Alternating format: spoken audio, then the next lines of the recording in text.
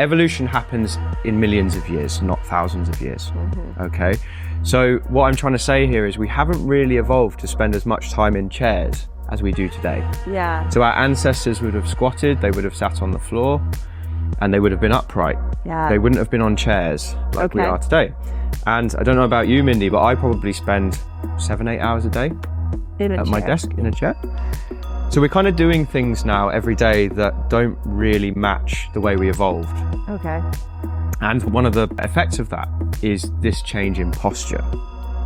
So yes, some postural changes do happen with age, but I would argue that most of them are down to lifestyle and the positions we put our bodies in at the time. Dr. Mindy here. Your body is in a war zone. Different parts of the brain get activated depending upon how stressed you are. When you look at it from that inflammatory. It's interesting. I mean, that has some merit to it for sure.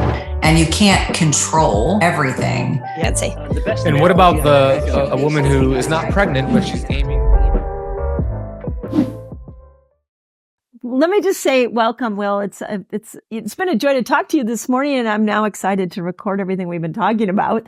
But most importantly, I'm excited to connect with you, and the topic is critical to my audience. So I'm super happy to have you here. Well, first of all, thank you so much for having me, Mindy. I really appreciate the opportunity to come on.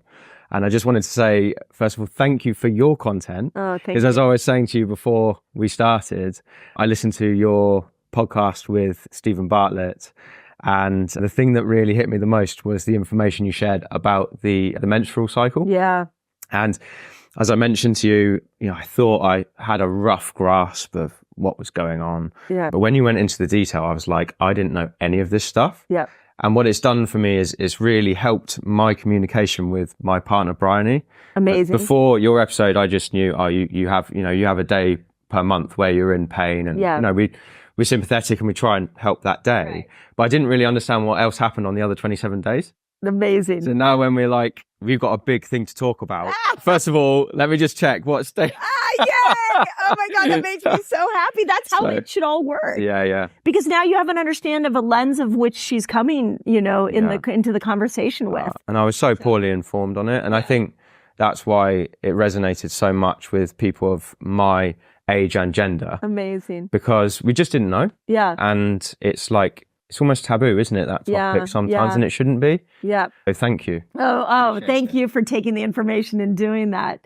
So, and what's interesting is that we were talking prior to this, the changes in hormones, whether they are over a 28-day period or whether they're over a life period, when estrogen comes in, she brings collagen with her. And when estrogen goes away, then there's not as much collagen. So interesting fun fact is in the ovulation window, which is about day 11 to day 15, estrogen is at her peak, and a woman's muscles and tendons are so flexible that actually if she's doing a lot of HIIT training or plyometrics, she could actually injure herself because there's not as much stability there. So I think that's really pertinent for what we're going to talk about today. Yes. The other thing that that I've seen a lot, and I saw it in my clinic, and then we see it in our online community, is women over 40 start to have these injuries that don't heal themselves. And that's because during perimenopause, the estrogen goes down, collagen goes down, and then we have estrogen receptor sites in every single joint. So now injuries hang around, and we don't have the estrogen to be able to help in the healing process. So through that lens, that musculoskeletally, we are changing monthly, and we are changing over the course of a life. For sure. I know your specialty is 50 and over. Yeah. If I could take you down to 40. I'll do my best. Explain from a musculoskeletal standpoint what you see in women after 40. Yeah. And what we can just general good musculoskeletal prevention, what can we do to support our structure so we can navigate that turbulence? Yeah. So one of the things I think is a bit of a travesty really is that the menopause stuff is only really starting to gain more traction and more attention. Yeah. Because this is not a new problem, right? Exactly. It's something that all women will go through. It's natural. And obviously it's characterized by that loss of estrogen. Right. And as you were saying, that's such an important hormone. Yes. And it is very important for your muscle structure and your tendon structure. Yes. So as you say, these overuse or soft tissue injuries are more common as you're going through that change. Right.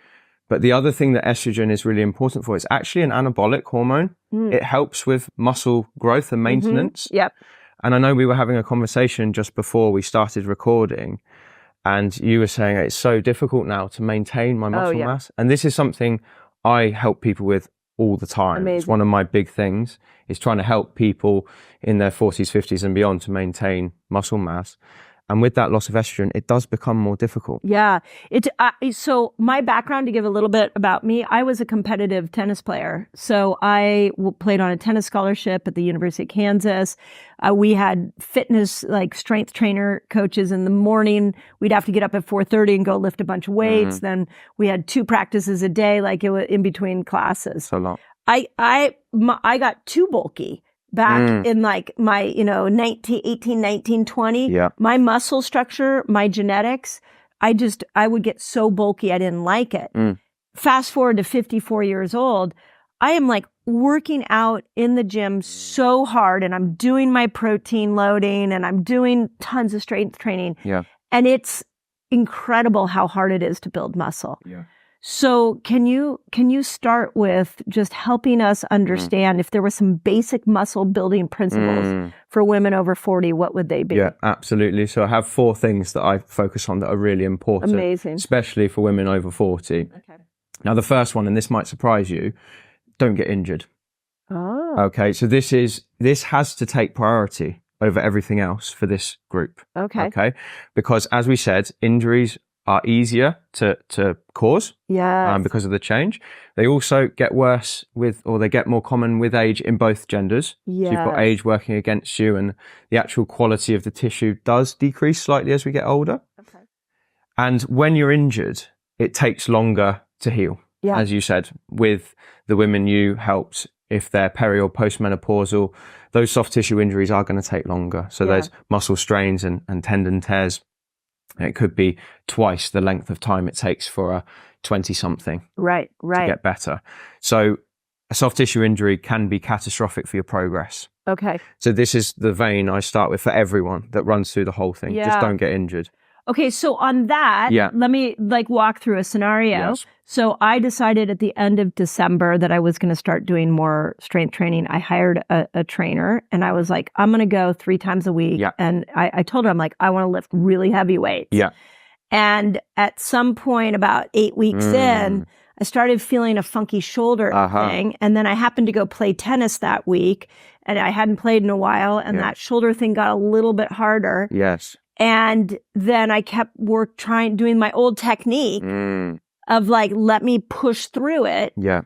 And it kept getting worse and worse until I had to do nothing. Sure. So where along that journey, just because some people will say, well, I have aches in my joints. Does that mean I shouldn't work out? Like, what does it mean to not get injured? And at what point do we, read the body's warning signs and just say, okay, I need to rest now? So I think we all have these problem areas in our body, and we all kind of know where our problem areas are. Maybe it's a past injury that you picked up when you were younger, or maybe it's just something that, your knee just nags from time to time. Yeah. If you know you have that problem, one of the most important things to do is to make sure that you're trying to almost proactively manage it. Yeah. So that might mean paying extra attention to it in the warm-up before you start. Okay. And that brings me on to another important topic, is that your warm-up is incredibly important when you're going through the menopause and afterwards. Much more important than when you were in your teens and 20s. Right. Okay. So coming at it from the lens of a man, when I was 18 years old, I could go into the gym. I could however much weight I wanted on the bar, and I could lift it, and I wouldn't feel anything. Even if it was bad technique, even if I hadn't warmed up, I was fine. Fast forward to 32. I can't really do that now. I do have to have a little bit of a warm up. Otherwise, I do get an ache in my back, or I do get a funky shoulder. Right. But it takes me about 2 or 3 minutes to warm up, and then I'm good to go. Okay. Now, that length of time will increase with age, Right. and especially for females as well. Okay. So if you spent 5 minutes warming up when you're in your 30s, you're probably looking at 15 or 20. Oh, wow. Now. Yeah. And that's what's a warm up look like? So a myth about a warm up is that it's just to get on a treadmill and walk for 10 minutes, or to get on a bike and cycle for 10 minutes. I'm afraid if we're lifting weights or if we're playing sport, it doesn't really cut it. It can help. Right. And it's good if you're physically cold. Right. So if you are, middle of winter, it's -5 outside, whatever that is in Fahrenheit for you. Yeah. And we don't have winter in California. but I can. We do here. It's still winter right now. And Right.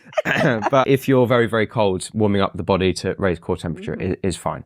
Okay. But you need to be practicing the movements you're going to be doing at speed. Oh. Slowly and controlled, and building up to the load you're going to be using. Okay. So if we're talking about resistance training, and let's say you've got your funky shoulder, right? Yeah. And you want to go and do some bench press. Yeah.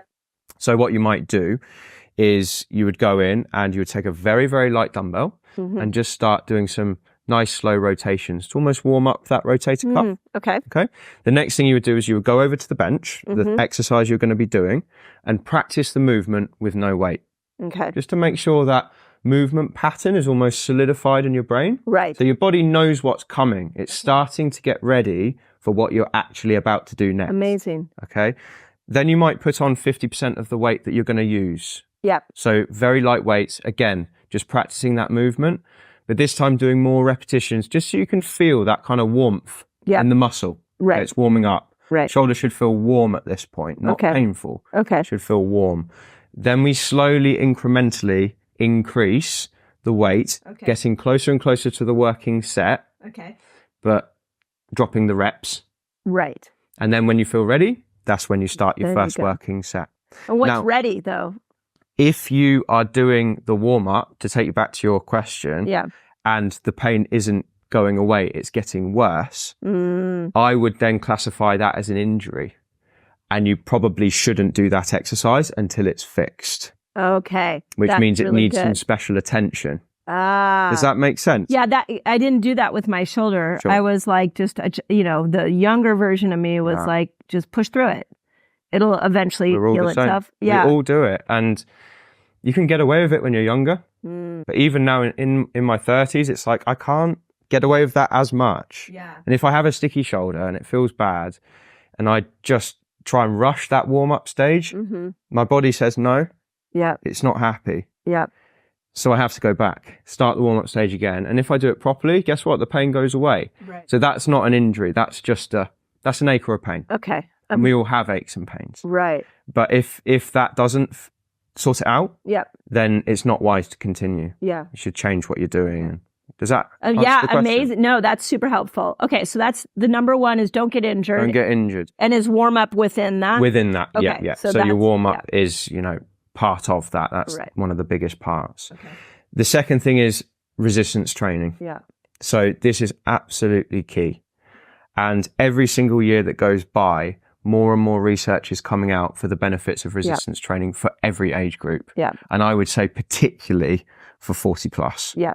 And even when you get to 70, 80 years old, there's huge benefits to it. Right.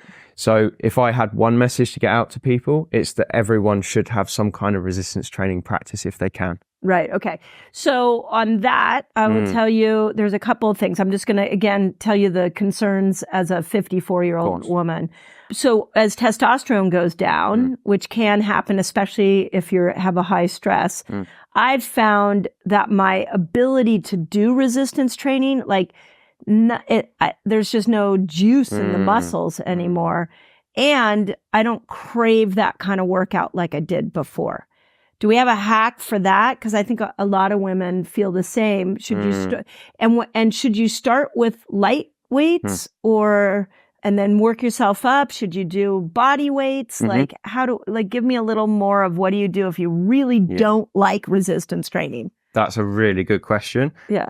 They all work. So light weights, heavy weights, body weight. Okay. It all works. It all counts. Yeah. And the research into these things is really interesting. So we used to think that to build stronger muscles and bigger muscles, you have to go on the heavy side. Yeah. Okay. And that's kind of what everyone almost believes when they're coming in. Yes. And sometimes I find that, especially for the women that I help, like you say, that the desire to go and lift heavy weights is not always there. No. And the energy might not be there for it. Yeah. Well, recent research is now showing you can build an equal amount of muscle with light weights as you can heavy. Okay. So you don't have to do that. You Okay. can go in and you can do 15, 20, 25 repetitions of a lighter weight. Okay. And you're going to get very, very similar results when it comes to muscle crazy. gain and maintenance. So isn't the logic to fatigue a muscle? Correct. And if you fatigue a muscle, it breaks down and builds itself stronger. Exactly. So what I'm hearing in that is there's two ways to fatigue a muscle: lift a bunch of, pick up a heavy weight and within a few reps, Yeah. you've now fatigued it, or pick up a light weight and do more reps Yeah. and fatigue it that way. 100%. So the goal is the same. We have to finish the set Okay. and feel fatigued. Yes. If we don't have that fatigue, nothing has really happened. Yeah. So one of the things that you say, which I really like, is your brilliant body. Yeah. And your body is an adaptation machine. So it adapts to the stimuli that we Yeah. place on it. And if the stimulus is enough to tell the body something, it will adapt. So with resistance training, what we're essentially doing is we're stimulating the muscle to say, you need to be stronger Yeah. because we're going to be doing this more often. Ah. And if you don't get stronger, you're not going to be able to cope. And the Yeah. muscle responds by saying, oh, I better start laying down more amino acids, growing in size and also strength. Yeah. Now, if we're doing a set and we pick up a very light weight that we could probably do 30 repetitions, but we just do 10 and then we put it down, Yeah. the stimulus hasn't reached the muscle. The signal's not there. Got So it. the muscle goes, well, I can already do this. So we're going to use my 84-year-old mama as an example. These are my favorite people to work with. Yeah. So, bless her heart, she's never been like a very athletic person. Yes. And so as she went through menopause and aged, swimming was her thing. Yes. And so she would go and do laps in the pool. And I Yes. remember she would feel and then she would go and sit at the machines and do a few reps. But I watched her do all of this and one day in the gym, and I thought, she's not really pushing herself, but she feels good about herself in Yes. doing that. So if she goes in and just does what feels comfortable, Yes. is she doing anything worth it? Is it helping? Yes, absolutely. Okay. So A, the mental benefits are Right. massive. Yeah. And B, if your goal is to maintain rather than to build, Yeah. you don't have to do as much. Okay. So this isn't backed by peer-reviewed data. This is just kind of the accepted principle within the world of muscles. Right. It takes about a third of the effort and volume to maintain as it does to build. Does that make sense? So if she's going in there and she's just doing a few exercises, she's doing her sets of 10. She could have probably done 15 if she was Right. really pushing, but she does 10 and she feels it a bit in the muscle and she feels good. She's definitely going to be going some way to maintaining it 100%. So if you're over 40 Yes. and you never do any resistance training, Yes. your muscles breaking down. I'm afraid that the research is showing us that sarcopenia, which is muscle loss with Yeah. age, over the age of 50, this is where the data is, Yeah. it's happening at a rate of about 8% per decade if you don't do Oh, anything wow. about it. Okay. Now, you might be thinking, well, that's less than 1% per year. It doesn't sound too bad. Right. But 8% might be the difference between being able to open a heavy door and not, That's right. or being able to get out of a chair and Yeah. not. It's huge. Yeah. And if we can just put a halt to it, Mhm. rather than trying to get, jacked and big and Right. strong, if we can just maintain what we've got, we're going to do huge things for our independence and mobility. Yeah. It's interesting you say that because my dad had knee surgery and like a knee replacement. I remember helping him in the initial days afterwards move his body out into a new position in the chair. Yes. And he couldn't use his leg, obviously. Yeah. It was in a straight out. And he went to go lift his body out of the chair with his arms. Yes. And he struggled a bit. And I pointed out to him, I was like, Dad, when you heal, we need to get your arms strong again because you need to be able to get yourself out of a chair. I think when you're 40 and 50, you're like, get out of a chair. I'll always be able to do that. Yeah. But can you talk just about is that a serious thing that when you get into your 70s and 80s, people struggle with something as simple as getting out of a chair? It's something I help people with all the time at the practice. Okay. And it's quite frightening how bad people can get to before they notice. Okay. And if you start in your 60s using your hands to push up from the chair and that just becomes a habit, suddenly when you can't use your arm because you've injured it or there's no arms on the chair and you can't get out of the chair, that can be quite frightening. Right. But it's very slow and it's very subtle. It happens insidiously over time. Yeah. So this must, like 8% per decade, that's not fast. Right. So you wouldn't notice it year on year, but decade on decade, Yeah. you're going to notice a really big difference. Yes. And when you get to that point, it's harder to regain it than it is to just maintain it. Yeah. I mean, one of the things, if I could go back to my 40-year-old self, I would be like, stop running because we live in Northern California, beautiful mountains that you can go run. And it's like, get me out in nature and run. And that's like the greatest, antidepressant on the planet. So I was running a lot, but I would tell her, stop running, start lifting, because I started to become really serious about lifting again in my early 50s. And it's hard. It's hard. It's so hard to build muscle. Yeah. It's crazy. Really, really hard. Okay, so that's number 2 is resistant training. Can I just add, before we go on any further, Mindy, people often say, well, if I'm 60, 70 or even 40, 50, I can't build muscle like I used to. Is there any point? And I saw a study just 2 years ago, which was with actually older people. So we're looking at people over 70 years old. Right. And the goal of the study was to find out, can people still build muscle in this age group? We think they can, but can they? Right. So they did a randomized controlled trial, 10 weeks of resistance training. Okay. These people are all over 70. They went to the gym 3 times a week for an hour and they had like a guided exercise routine. Okay. So they're doing resistance training, 3 sets of 10, that kind of thing. Right. And what they found was these people in 10 weeks, they increased their muscle mass by 3 pounds. Wow. They decreased their fat mass by 4 pounds at the same time. Right. And they increased their resting metabolic rate by 7%. Wow. So they burned 7% more calories just to stay alive. Just in 10 weeks. Just in 10 weeks. That's amazing. If you could give me those results in 10 weeks, I'd snap your hand off. That's right. That's right. And one of the nice things as well, and this is probably one of the only free lunches in health, is that if you're untrained and you've never been to the gym before, your results in the first 10 to 12 are going to be amazing. Yes, they are. Because your body is getting all these stimuli. It doesn't know what to do with it. So it just builds all this muscle and loses fat probably at the same time. Wow. So if you've never trained before and you think, well, that's all right for you, Will, like you've done it for a while and you're confident, I'm not confident, and these results are going to take ages. You're going to get results quickly if you stick to it. Yeah. One of my new favorite people to follow on Instagram are women that just started to work out post-menopausal years, like amazing. 60 and 70-year-old women. And I love watching what they're capable of. And like there's one woman's always doing pull-ups and another woman is like in her 80s now lifting weights. It's really spectacular. So how many days a week do we need to do resistance training? It's a myth that it needs to be 5 times a week. Okay. There's studies to show that you can make gains in as little as 1 session. Oh, wow. A week if it's well programmed. Okay. So you'd have to be careful which exercises you chose and, hit all the muscle groups in the body. Okay. So what we usually say to people is start with 1 just to sort of get used to it. Yeah. If you feel confident, up it to 2.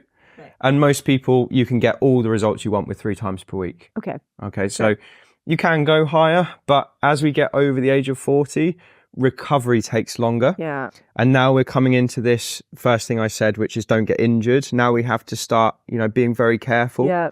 Bodybuilders go 7 days a week. Yeah. But we have to remember that they're genetically gifted, they're young, and they're often enhanced with various Well things. said.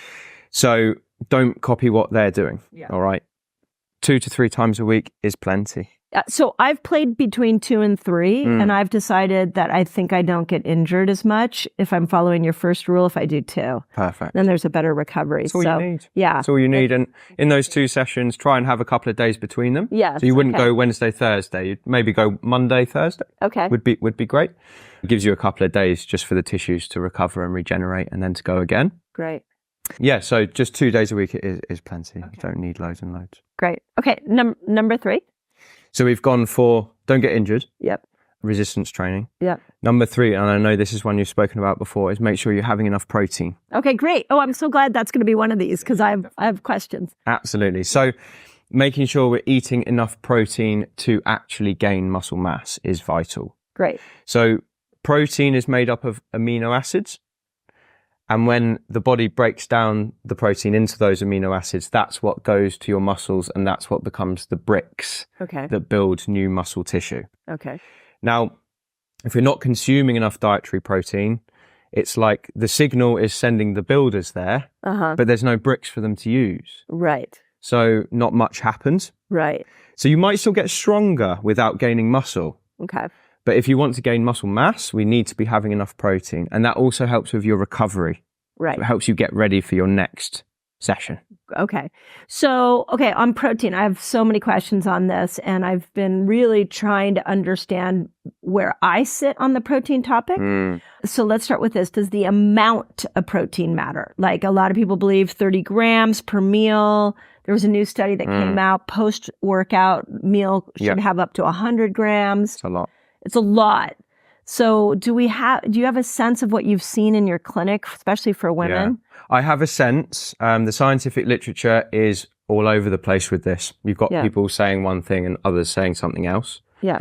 What I've settled on is that a good ballpark figure to aim for, based on the data I've seen and what I've seen in my practice, is between 1 and 2 grams per day per kilogram of body weight. Yeah. Okay. So there was a study that came out a while ago that said optimal muscle gain is at 2 grams per kilogram, which is a lot. It's a gram per pound almost. Yeah. And then there's another study that came out and said actually anything over 1 gram per kilogram of body weight is going to be sufficient. Okay. Now, one thing we do know is that as people get older, they tend to actually eat less protein. Yeah. That's all over the world. Oh, that's interesting. Yeah, Why do you that's been think that proven. is?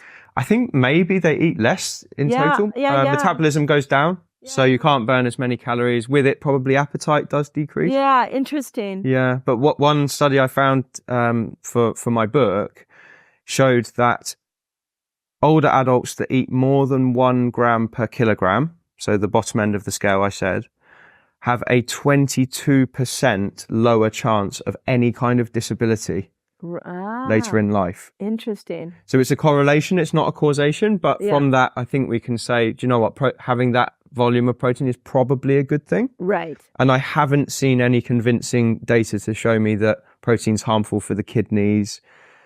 Is one of the things that's often spoken about. I didn't see anything that would lead me to think that. Yeah.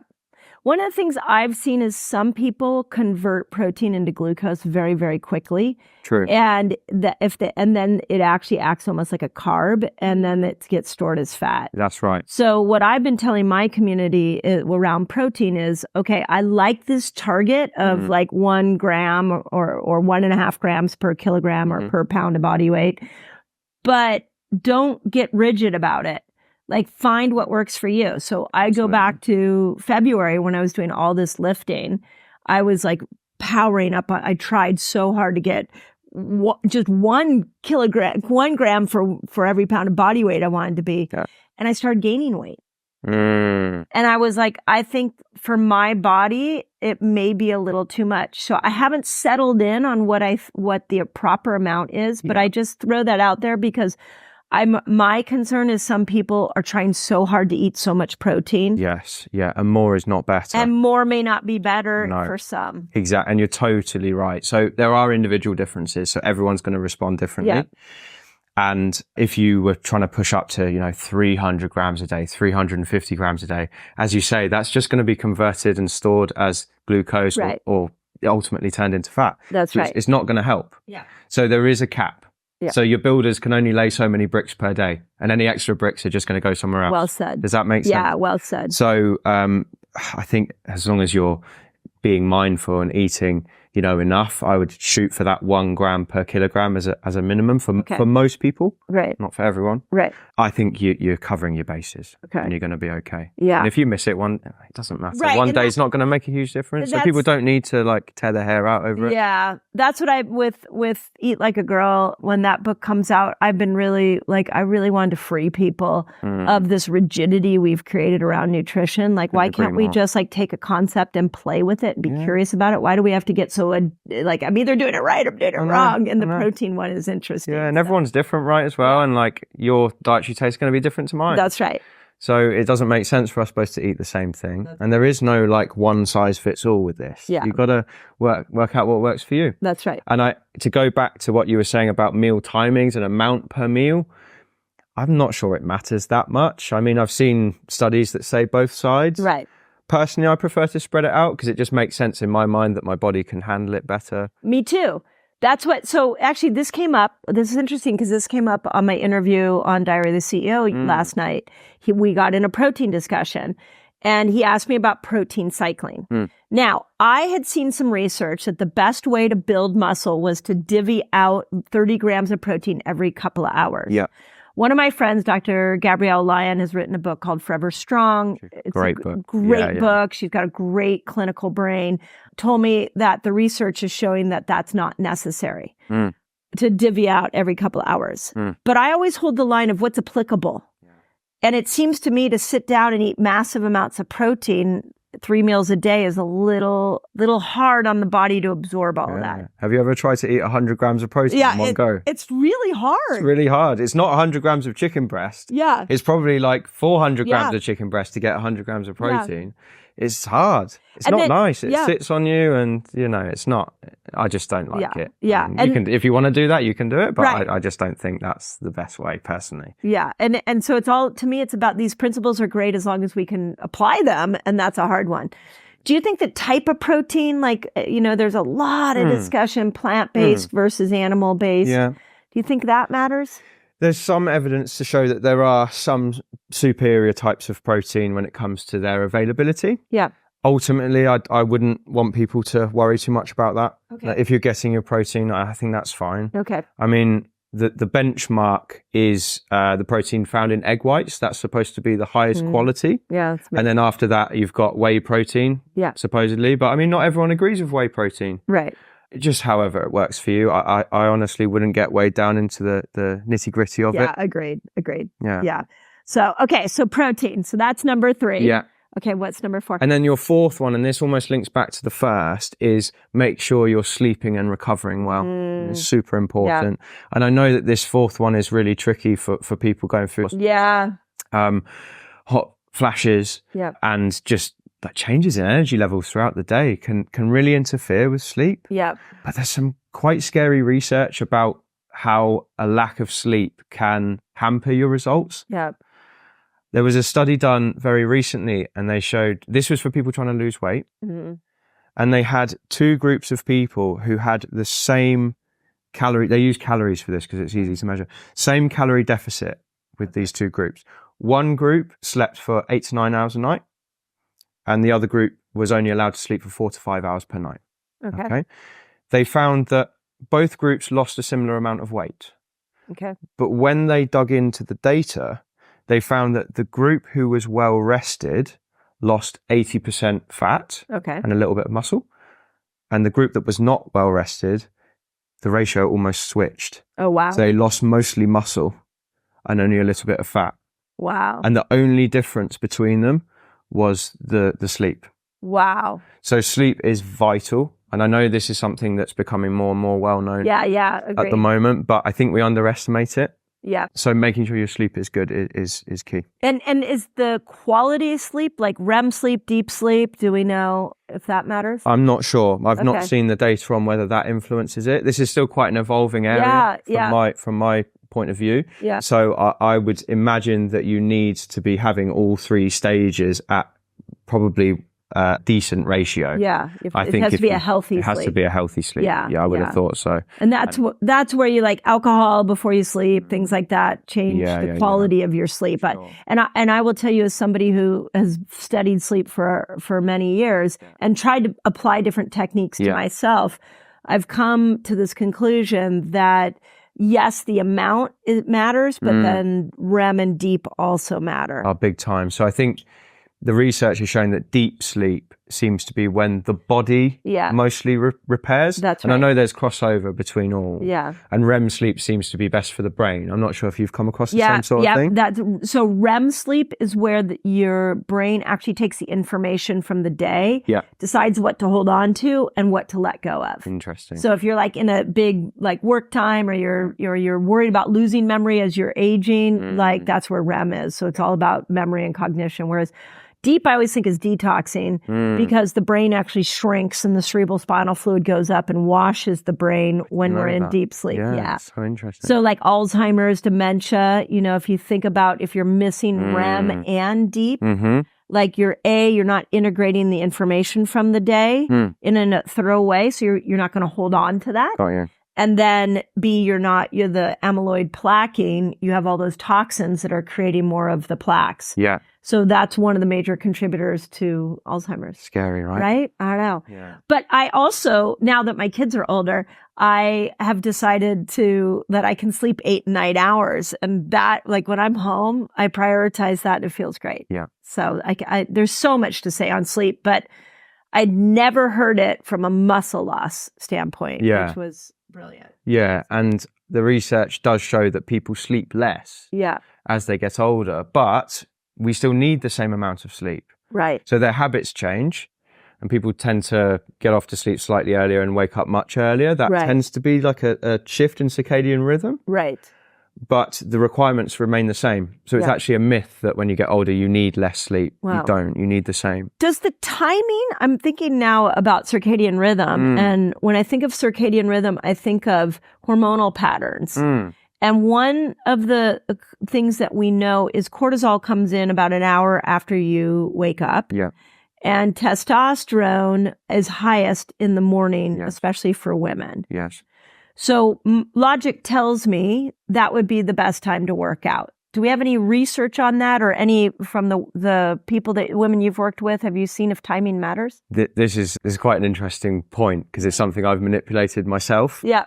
And there is some interesting research on it. So the first thing I want to say is your workout still counts whenever you do it. Right, yes. So you're still going to get good results no matter what. And really what we're going off now is how you feel and your strength. So there is a pattern for strength throughout the day. So we are technically weakest first thing in the morning. Oh. Okay. And then, which is weird, isn't it? Because testosterone's high. Yeah, and cortisol's up. Yeah, but the theory behind that is that you almost haven't warmed up. Yeah. So your muscles, you can't connect to them as well. Have you ever woken up in the morning and tried to squeeze your grip? Right. And notice there's almost nothing there? Yeah. Like there's no power? Yeah, yeah. I think it's almost a neural thing more than an actual hormonal thing. Does that make sense? And then slightly earlier in the afternoon, that's when our strength reaches a peak. So typically 2 to 3 p.m. is when we're physically strongest. Interesting. So 2 to 3 p.m. Yeah. So if you're really serious and you're trying to gain strength, like you're competitive, right, you might want to do an afternoon workout if it fits your schedule. Wow. And what do we think about eating before the workout or going in fasted? Again, I think it depends on your goal. Mm-hmm. So one thing I've found just from a personal point of view is if I eat too close to the workout, I do feel sluggish. Yeah, that's me. And that happens no matter what I eat. I thought it was just if I had carbs, I'd get a carb crash, but it seems to be the case for anything. Yeah. And I mean, what we have to remember is when you're working out, your blood is trying to supply the areas that need supplying. Right. And when you're digesting food, your blood is in your digestion system trying to help that happen. Right. So when we eat and then we work out, it's like the blood can't be in two places at once. Ah. So it's like, well, I have to leave here to go to the muscles. Yeah. And then the digestion is possibly not as good, or at least it doesn't feel as good. Yeah. What we do know is that post-meal nutrition is very important. Yeah.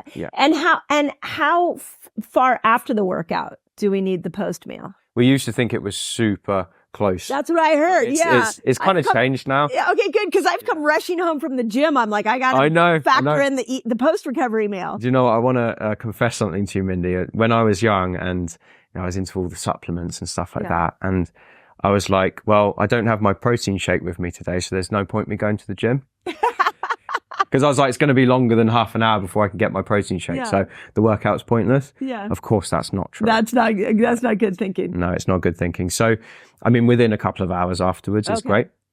Just to replenish the glycogen stores from the muscle and to deliver some crucial protein to those muscles to lay down more tissue and support the growth. Okay, great. That's helpful. That gives me a little bit of a leeway. Yeah. Okay, so those 4 things, I really like that. I like steps and checklists. So my brain goes, okay, after 40, don't get injured, resistance training, more protein, and more recovery.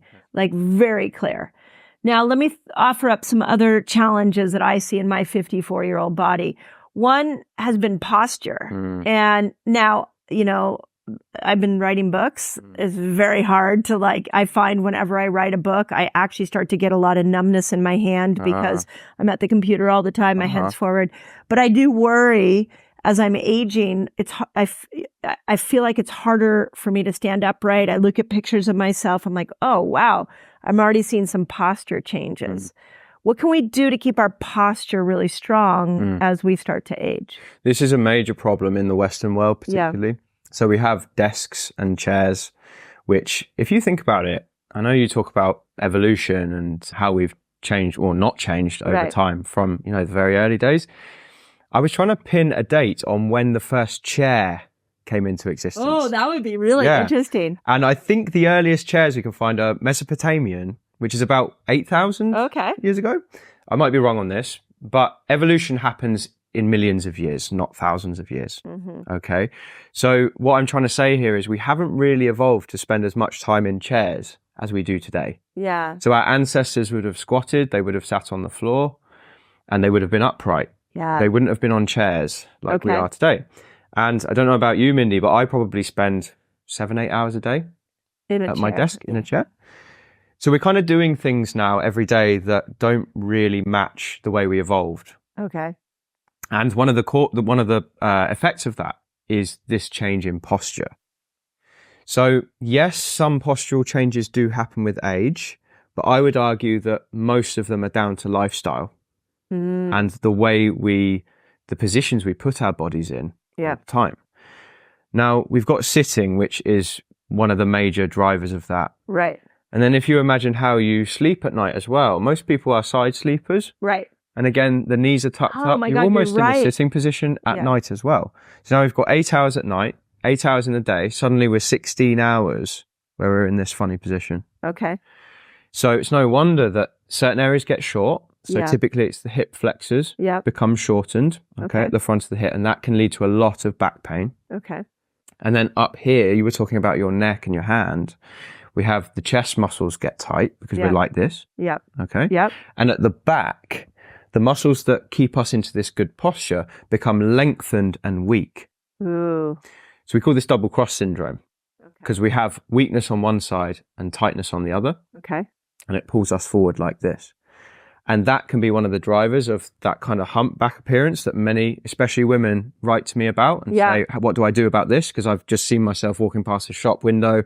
I spotted this. Yeah. I'd never realized it was there. Yep. And the truth is it happens slowly over time. Yeah.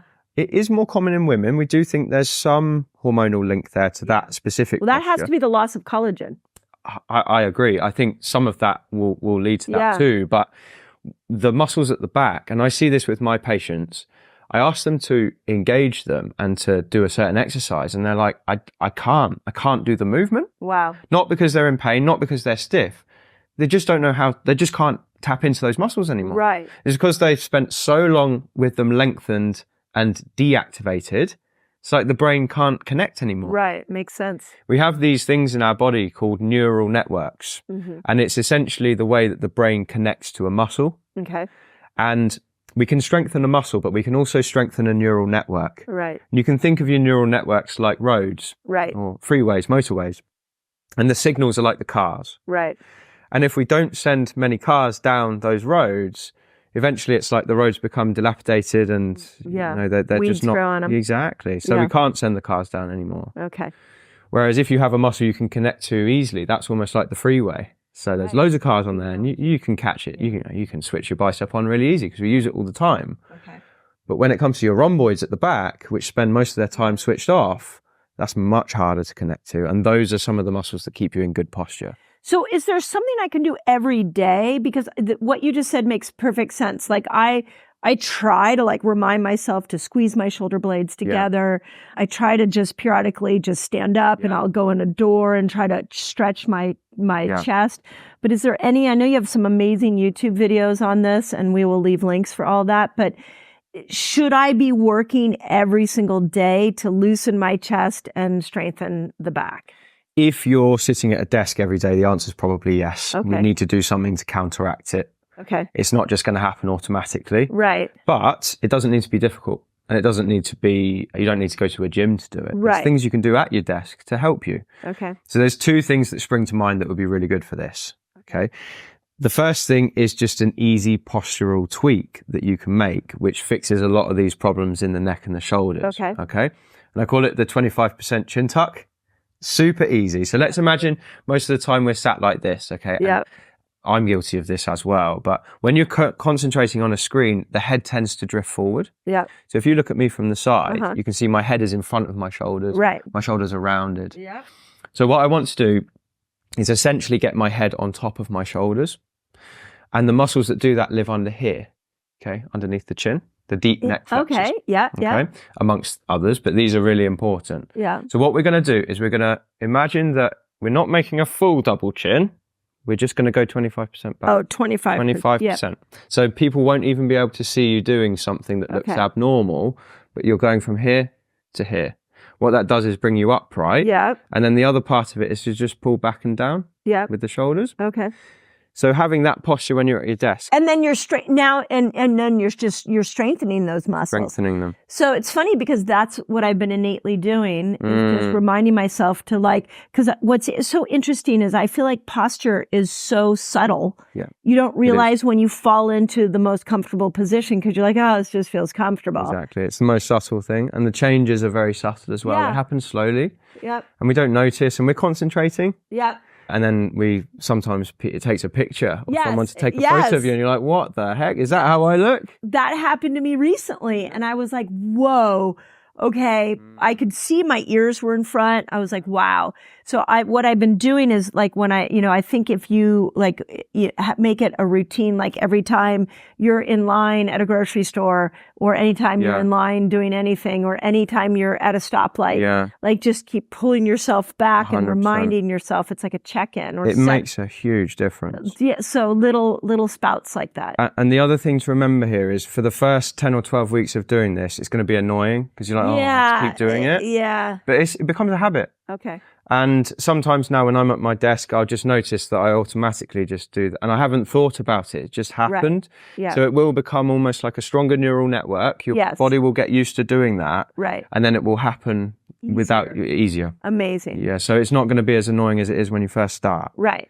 The other thing you can do, which is just as important, is to explicitly get those muscles working. Okay. So a nice exercise that I've got in my book, which I tell people about on my channel as well, is a band pull apart. Okay. So resistance band, holding it like this, and then you just pull it tight across your chest. It just engages the rhomboids, gets them almost warm and switched on. 5-10 repetitions of that, once or twice a day. That is enough to get you connected with them again. So they start to switch on automatically when you're sat. Amazing. So it doesn't have to be hard. Amazing. I love that. Okay, last topic that affects a lot of women as they go through menopause is osteoporosis. Yeah.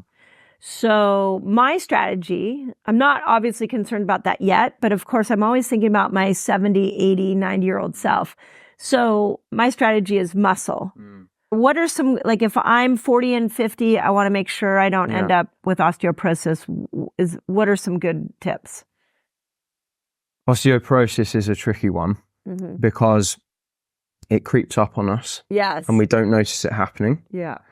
So it's interesting hearing you talk about it then, Mindy, saying that, you're worried about it in your 70s and 80s. But peri and postmenopausal, we get a dramatic loss of bone density. It then levels off when you get to about 60, 50, 60. And then it happens at a slower rate, and then it accelerates again at about 70 and 80. Okay.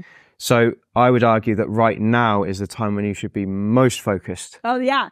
Yeah, great. I love this. So the research is showing that in your peri and postmenopausal years, the 5 years, we're getting 1.5% of total bone loss per year. Wow. Which is fast. That is fast. In your 60s, it's about 0.6 a year. Okay. In your 70s, it's 1.1% a year. Okay. And in your 80s, on average, it's 2.1. Oh, wow. So it goes very fast. Fast then. Yes. Okay. Now, that's the bad news. Yeah. The good news is that even though osteoporosis is somewhat determined by genetics, it can be slowed down and possibly even reversed in some people. So it's definitely worth the effort. Okay. And the other part of good news for this is that the things that improve your muscle mass tend to also improve your bone mass. Okay, great. When it comes to so physical exercise. one activity. Resistance training. I knew you were going It to comes say. back to it every single time. Yeah. It's actually one of the only ways to regain lost bone tissue and to prevent loss. Okay. So from the studies I've seen, it shows that 2 groups, the resistance training group and the control group. Okay. The resistance training group did 3 workouts per week for a year. Okay. They increased their bone mass by about 1 to 3%. Okay. Which doesn't sound like that much. Right. The control group lost 1 to 4% Okay. of their bone mass in that same time. Okay. So it wasn't just a 1 to 3% gain. It might have been as high as a 7% swing. Right. Wow. So it's really, really important. Wow. Okay. Unfortunately, the gains in bone mass take longer than gains in muscle mass. So you have to stick at it for longer to see the benefits. Yeah. And from all of the reading I've done, there is just no easy way to do it. Yeah. There is also the fact that the heavier weights you lift, the more effects that's going to have on your bone. Oh, so heavier weights, more bone health? Is better. Yeah. However, we have to balance that with the risk of injury. Yeah. And when I'm lifting weights, I would say that a weight I can lift for 5 repetitions is heavy. Okay. Now, for an older person, so someone, especially in their 70s and up, I would say that a weight you can lift from 10 to 15 is heavy. Okay. So I would categorize it differently depending on age. Right. For peri and postmenopausal women, I'd go somewhere in the middle. Okay. So we're doing sets of 8 plus. Okay. I wouldn't go down to 5s and 6s. Okay. It's good for you, but the injury risk is higher. Right. What do you think of vibration plates? I've also seen some research that standing on vibration plates, we had that in my clinic. We actually would have people stand on vibration plates every time they came in for bone strength. I think it's really promising. Yeah. So I've seen some studies that say that it does improve bone mineral density. Yeah. And I've seen some studies that say that it doesn't. Yeah. However, all of the studies show that it improves strength and balance and mobility. Right. So you're certainly going to be getting a benefit. Right. It might not be the bone mineral density we want. Right. We're not sure yet. There's some discrepancy in the studies, but it's definitely not time wasted. Yeah. Have you ever tried one, by the way?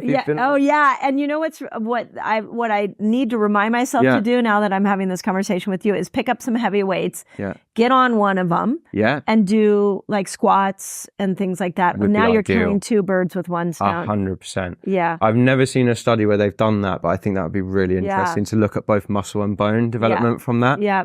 Because my mom has osteoporosis, so I know it's in our genetics. Sure. So definitely something that I think about a lot. Yeah, so, definitely. Okay, that was super. And you know, the other thing would of course be vitamin D. Sure. But really important. You know, vitamin D levels are not as simple as just take a vitamin D. No. So this is why, you know, but I do want to bring that up. Everybody should be looking at their vitamin D 100%. level. And calcium as well. But equally with calcium, it's not, you shouldn't go out and just get a calcium supplement. Right. Yeah. Because it actually does carry some risks. Yeah. And I see the risks in my clinic. If someone overloads on calcium, you might end up with the calcific tendon. Right. Which is a horrible injury. And they take ages to get better in their agony. So we need to be very careful about just, you know, recommending everyone go and get a vitamin D or everyone get on calcium. That's not the case. Yeah. It needs a more nuanced approach. Yeah. Amazing. Anything else you would tell? I mean, this was a really good, thorough, thank you for that, thorough sort of approach to what I would consider not just the musculoskeletal system for aging women, but also just, keeping our spirits up, because aging doesn't feel great when you see a picture of yourself and you're starting to hunch and like your brain goes, oh my God, I'm like an old lady now. Anything else you would add that we haven't talked about that you think people should know? I have one really big one. Yes. One of the reasons I started my practice was because I saw people over 50, which is where I specialize, coming into the NHS when I was working there at the time and saying, all of these aches and pains are just due to my age. My doctor says there's nothing that can be done. Ooh. And I feel really strongly about this. And I've seen it in my practice so many times. Someone who's been told that nothing can be done, you can completely transform it and even get it completely better. So the message I really want to share is that if you've got an ache or a pain and you've been told it's just due to your age and nothing can be done, don't just take that at face value. Many problems are not just because of your age, they're because of mechanical issues. So a muscle is maybe too weak or too tight, or a joint has got stiff. And guess what? If we fix those three things, the ache or the pain goes away. Right. And we have people coming in and they're like, I've suffered with this for 10 years and I just did, 3 easy exercises and a bit of treatment and it's gone. Yes. And they're angry because they had accepted it for 10 years and they could fix it. That's right. So as we get older, your body's not broken. Yeah. Okay. You're not rotting away. It's still working. It's a brilliant body, right? Yes, it is. Sometimes things go wrong.